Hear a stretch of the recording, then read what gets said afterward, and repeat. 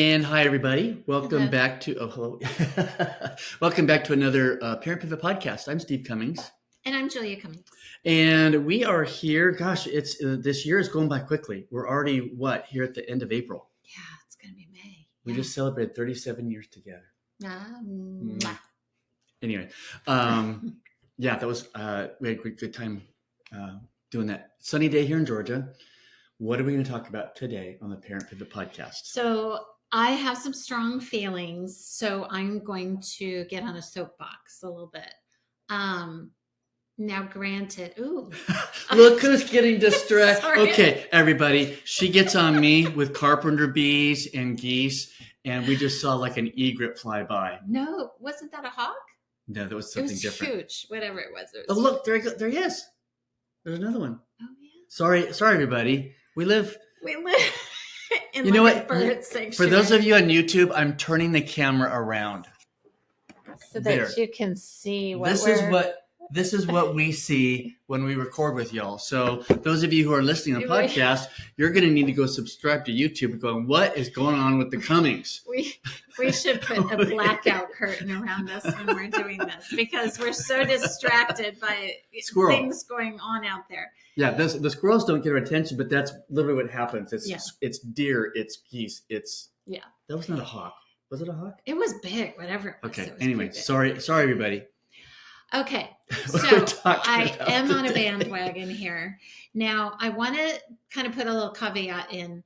The things that I'm going to talk about, a couple of them are on TV. So, reality shows. I don't know. I'm not much of a reality show person except for Survivor. And we found a new one, though. Well, I'm going to talk about that one. Okay, all right. Sorry. So, anyway, a couple of people have turned us on to these couple of reality shows. One was my son who said, Mom, you've got to watch this. You'll find it really interesting. And he said Mom and Dad, not just Mom. I'm not into it as much. It's an older show, actually, and it's called I Love a Mama's Boy. If you struggle with this, I want you to go watch it. Now, I realize these examples are extreme. Right. It's yeah. They're definitely extreme, but the principles still remain that there is something wrong when we are so attached to our children that we want to control them. We want to control who they marry, who they date, where they live. If we're too involved in their lives and we're inviting ourselves over too much, And I would say on the lighter side, because it's like, okay, I don't, as I'm hearing you talk, I might be overly involved in my adult child's life. What we're going to share with you today, what Julie's going to relate to today, is the extreme side. Yes, so this is extreme. So I'm not even going to give you the examples of what's going on, but all those things that I just said are over the top, like you wouldn't believe. And what we're dealing with is a lot of very narcissistic behavior on mom's parts and sons who haven't been given the ability to stand up for themselves, who are way too attached to moms, and then girlfriends or wives who have not learned to speak up for themselves. So dads who are silent, that aren't involved at all. Yes, like it's probably just easier for them to appease their wives than it would be to actually get involved and like stick up for their child and go, man, you got to cut the apron strings. So it is extremes, but you've got situations where mom is involved in absolutely everything and enjoying the fact that the girlfriend feels uncomfortable with her around. Literally kind of I have control type of thing. Then you've got a mom whose son can't make his relationship work really well. That's true of all of these situations because of, it's always been mother-son. She didn't have a husband and it's always been mother-son. And so she comes over and she cleans his house, even though his girlfriend lives with him, cleans his house, fixes meals and puts them in there it says, oh, I walked in and everything was a mess, which wasn't true. But in her mind, it was. She dictates to her grown son what he's supposed to eat to stay healthy. And it's just so crazy. And then you've got one that's a cultural situation where I get to pick the woman that he gets with and ends up saying really ugly things to his girlfriend, calling her names, saying, I can't stand you, go away, get out of my house, you're a pig, all kinds of awful things. The mother does. You said mother. he. I'm sorry, the mother. The mother's doing all that. The guy. Yeah. So that's one Again, aspect. Extreme. It is extreme. I don't expect that any of our listeners would probably be in that category. Gosh, I hope not. Yeah. But you may be in this category. So the other show that we started watching, which was a really fun show, I would recommend it. It's kind of fun. It's on Fox. It's called Extracted. And in the very first show, one of the moms, I don't know if it's an only child, but well, the premise of this is they think the premise is they've got 12 individuals going out into the Canadian wilderness, and they are only given certain things to live with. And then two family members, it could be a cousin, an uncle, a mom, a dad, whatever, is their team, quote unquote, back at headquarters. What they don't know is, as the show evolves week to week, they're deciding what drops of supplies that they're to get, and the whole thing is whoever can outlast it gets $250,000. Right, and there's a game being played back at headquarters. Correct. That the ones who are out being the survivalists, they don't know what's going on. So in this particular instance, the team is a mom and dad, and an adult son, who's the one that's out there trying to survive against these other folks. Right. And so everybody goes into this knowing this is going to be really hard. I'm becoming a survivalist. I'm not going to have enough food. I'm not going to have the best shelter. I'm not. Well, and that's the thing. They don't have a sleeping bag. They don't have a way to make fire. They don't have food. They've got nothing. And then they slowly get pieces, but then they also lose them. Right. And so the people back at headquarters, quote unquote, the family, are getting mad at each other. Right. When it's like you're trying to survive. Anyway, that's the premise for the show. So there is a lot of stuff going on. But the one thing that struck me at the very first show was the mother of this mother-father with the son out being the survivalist. She says, I still do everything for my son. I make his appointments and I do his laundry and la, la, la, la, la. And I am thinking, no, that is crazy. You know what? If his teeth are getting rotten, let them fall out. So I'm just like, I'm looking at this and the frustration in me of why do these women do this? Why do they keep their children as little children? Then I have another situation of a conversation I had with a girl who's in her 20s, and her parents doing a lot for her, chauffeuring her places, doing things for her, because she feels uncomfortable doing them. And and I've seen this a lot with teenagers who still will ask their parents to, say, order at a restaurant for them because they're uncomfortable with it. Mom and dad, if you've got a younger child, please make them learn to do things themselves. They've got to find their voice. They've got to find a way to say the things that they want, that they need. They've got to figure out how to do things for themselves. And doggone it, if you've got a 20-something or 30-something-year-old child that you are still doing these things for, stop, please. Stop it. Please stop. It reminds me of the Bob Newhardt thing where the lady comes into his psychology office on the Bob Newhardt show, and he's just frustrated with her, and he just basically says, just stop it.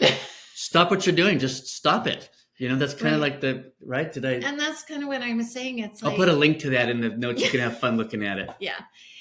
Because everyone needs to be able to take care of themselves.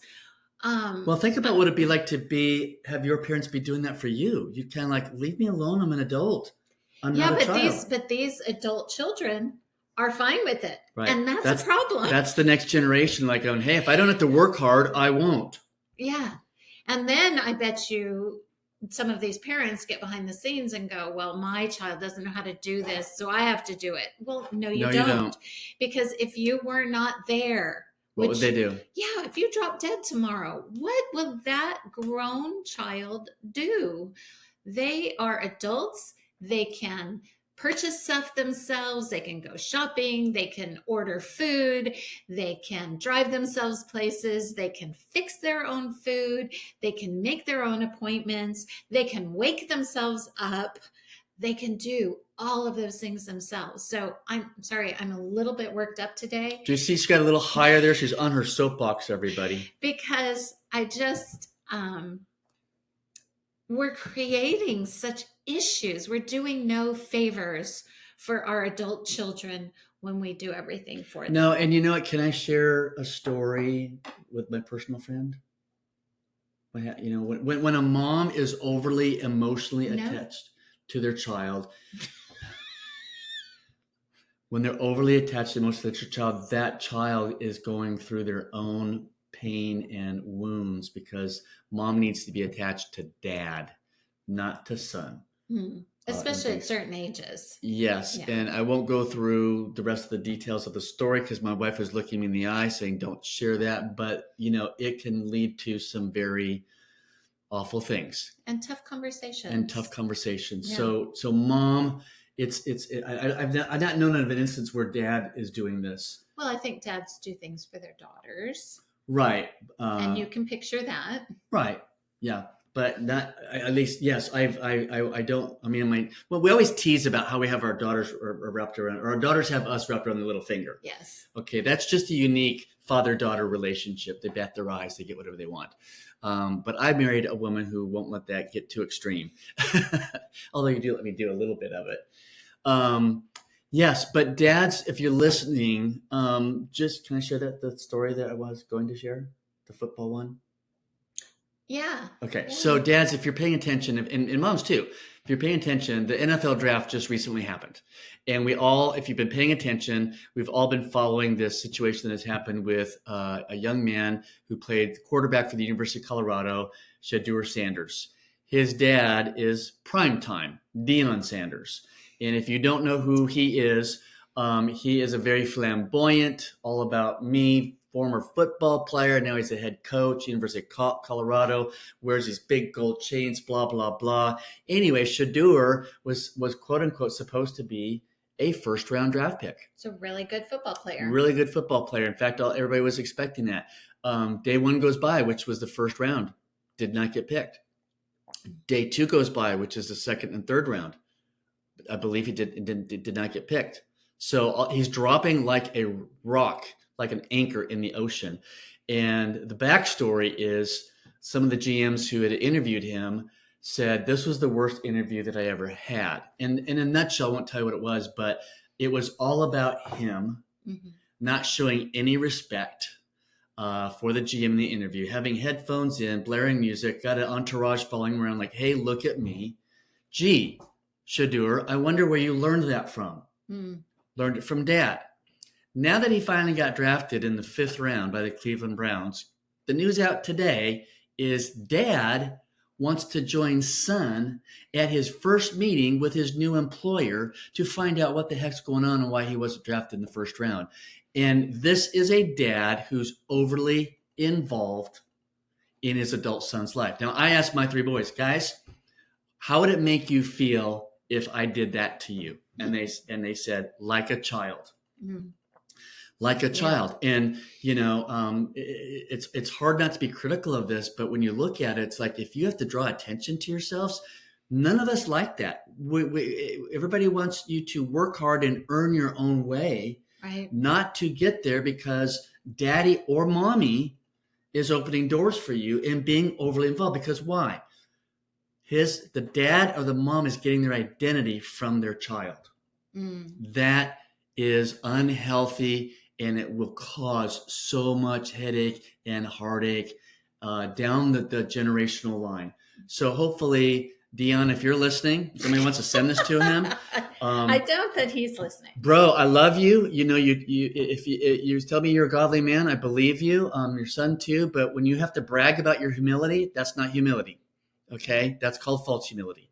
So let your son have his own conversation with his new employer and leave him alone. Get the heck out of the way and stop retiring his number at the school you work for when he hasn't done a single dadgum thing to earn having his number retired. See, I'm on my soapbox. How do you get a number retired when you're one win more than losses? You've never won a conference championship. You've never won anything and your number's retired. It just doesn't happen. It's because of dad. All right, I've said my piece. Yeah, all of that to say, it's just... Sorry, my phone started ringing. I'm like, what is happening? It's just, parents, we've got to take a step back. We've got to let our adults be adults. We've got to stop doing for them. Our parents did not do for us. Well, our parents are from the greatest generation. It's like, if you don't pull yourself up by your bootstraps, I ain't doing it for you. Yeah, which is true. But there are people. We have different wounds from that. But there are different people that are 20 years younger than us. Sure. With adult children. So sure. It's not just that generation. But I just think these generations coming up that are becoming adults and things just are having a more difficult time. There's more anxiety. There's more entitlement. There's more all of these things. But you got to look at yourself and figure out why is that for your children? Exactly. Because chances are good that you somehow contributed to that. So in the Deion Sanders case, I see part of the problem is, and any of you who have kids in sports, you have probably experienced this, the parent who their child can do no wrong, and they just build them. And coach say, isn't playing my son. You deserve this. You deserve that. You're the best. You're the whatever. And so that child has never learned to not throw a tantrum, to not, You're growing entitlement. You're growing entitlement. I remember with our oldest, he would get very frustrated when he'd strike out or something. And I remember once him coming into the dugout. He was probably maybe in AAA at the time. Maybe it's AA. I don't know. You're not referring to the situation where I was the... No. Okay. And he came in and threw his bat in the dugout. We pulled him out of the game. And we're like, no. Fast forward several years later, our youngest is on a team in high school where this kid, who very good player on the mound, but when somebody didn't get out, whatever, you saw him throw a tantrum. He'd yell at his teammates and whatever. And I'd sit there and I'd watch his parents. And I just think, man, did you ever discipline him? Did you ever say, no, this is a team sport. It's the team that wins. It's the team that loses. It's not one person ahead of everyone else. It's so, you know what? Parents who take the time to teach their kids those lessons. I remember one time, our oldest Wesley, we were over at your brother's house. I think he might have been 5 years old, and he took a penny. A penny. I think he was younger than that, actually. Okay, so he's 3 years old? He was young. Yeah. He took a penny from his cousin. Came home with a penny. I said, Wes, where'd you get that? From Rob. I go, oh, did he give it to you? No. Oh, how did you get it? I took it.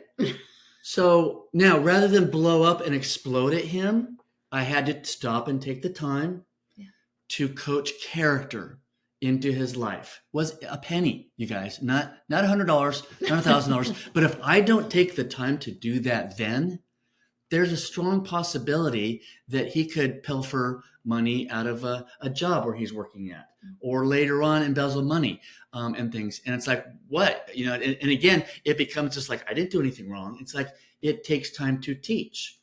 So that's where humility is taught and character is taught and the work ethic is taught.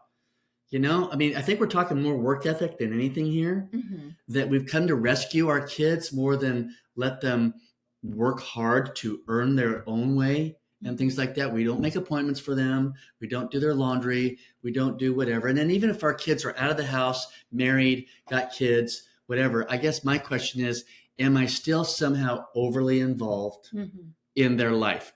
Have I not pivoted well? Am I still being a parent? And the reason we stay in the parent zone on the pivot side of that is it's all about me. It's all about me when you continue to parent. And we're asking and showing and demonstrating from mostly my mistakes. Every time you hear a thump, that's Steve going under the bus. We want to help you not make it about you, okay? And that you want to raise responsible, mature, healthy adults. We've even written a book called The Parent Pivot. You want to grab that over there? So here's our commercial halfway through this. The Parent Pivot. Go on Amazon right now. Type in on the search thing, The Parent Pivot. Journal. It's a journal. 13 principles for building stronger relationships with your adult children. We highly recommend it. But you know what? It's a compilation of everything we've talked about in almost 3 years of podcasting. Yeah. So if you don't want to listen to all 3 years of podcasts, go pick up a copy. It's very inexpensive, and we don't make a hill of beans off of this. This is ministry. We put it out there at a very reduced price because we want you to learn and to pivot to becoming a healthy partner. Yeah. So all of that, we've been on our soapbox today with probably a little more negative bent than usual. But, we've had these things come up that we're just like, we got to address this. This is something that people laugh at and they think is funny, but it's like we are doing no favors to that next generation. And the other thing, and I know we've talked about several times in the past, is you also give your adult child the message that they're not capable. Exactly. Which is also an anxiety inducer. I'm not capable of taking care of myself. I'm not capable of doing things myself. I'm not capable. I can't. What? I want to say, listen to her. Oh, because your adult child, then is saying, I've relied on mom and dad to do this. Yeah, I don't know how. I was never taught. I'm incapable. I don't have, and for men, gosh, that the question with men is, do I have what it takes? Right. Well, and you're telling them they don't. Right. And what I think of too is a lot of times I've watched younger children being raised or teenagers or whatever, and we just expect them to know right from wrong, that they're somehow going to learn it through osmosis. Did you ever learn through osmosis? If you just were hanging around your mom or dad, did all of a sudden you know how to, start a car, drive a car, make a dental? Did you ever know? No, we learn from experience. Somebody needs to coach me. Someone needs to mentor me. And then it's like, hey, if you've never done this before, I'll watch. Now that I've shown you how to do it, I'll watch you do it. And I'm here to answer questions. Yeah. Then I walk away. You know how to do this. Right. You don't need me anymore. That's my goal as a healthy partner. You don't need me to teach you anymore. Yeah. You've got this. And now they've got confidence. And even if they were to fail at something, this is the thing about failure. And I was at a conference over the weekend on inner healing. We look at failure like it's a horrible thing. Oh my goodness. Failure is the best thing that can happen to you because that's how we learn. Okay? When we're successful, it's a blessing, but I'm only going to learn if I fail. I go out there and mow the yard and I've done something wrong and the mower breaks. It's like I could sit there and go, I'm an idiot. No, Steve, don't run over that big giant rock and it won't happen again. So, simple things because I'm looking at the backyard and I just mowed before we recorded. But anyway, failure is good. Okay. The evil one wants to tell us we're horrible people. We're not horrible people. That's something that I did that failed. Look at is it Albert Einstein and Thomas Edison? If they didn't fail 10,000 times, we wouldn't have electricity to talk to our friends today. There you go. On the podcast. So anyway, all that to say is let your kids fail, be there for them, but don't do it for them. Yeah. Yeah. I don't have much more to say than that. You don't? Really. Okay. Yeah. Let's see how this Shadeur Sanders episode plays out. I'm interested to see. If I'm the Cleveland GM, I'm not letting Dad come to that meeting. Okay? Well, we'll see. He's going to make it worse, and they've got 5 quarterbacks now. And guess what? He'll be the first one cut because I don't want to have to deal with Dad and this whole drama. Right. He's actually making life worse for his son. Yeah. And I'll end with that. Anyway, get a hold of us, message us, check us out on social media. Everything is Parent Pivot Podcast, Instagram, Facebook, TikTok, even at Gmail. We'd love to hear your thoughts on this. Yeah. Comment on YouTube, subscribe, Please share us on your social media. Share a link to the Parent Pivot journal that we've got here, 13 Principles for Building Stronger Relationships with Your Adult Children. And then we'll be back next week for some more content on how to help become a partner and pivot from being a parent. Thanks for joining us on the Parent Pivot Podcast. Bye.